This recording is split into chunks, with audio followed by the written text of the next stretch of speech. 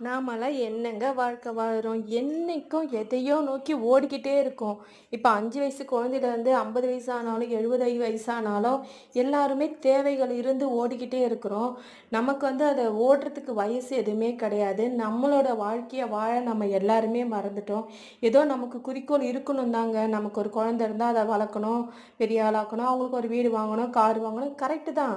ஆனா பெரிய பணக்காரங்களும் நல்ல நிம்மதியான வாழ்க்கை, போதுன்ற வாழ்க்கை யாருமே வாழல.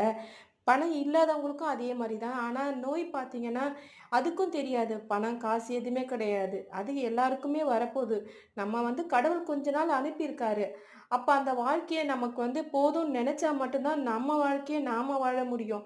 இப்ப வந்து நம்ம வாழ்க்கைய வந்து வேற வேற ஒருத்தவங்களுக்காக தான் நம்ம வாழ்ந்துட்டு இருக்கோம். அவங்க என்ன சொல்லுவாங்க? இவங்க எப்படி பண்ணுவாங்க? அவங்கள விட பெரிய ஆள் ஆகணும். இதே போட்டியில தான் போயிட்டுருக்கு. நம்ம வாழ்க்கைய வாழ மறந்துட்டோங்க.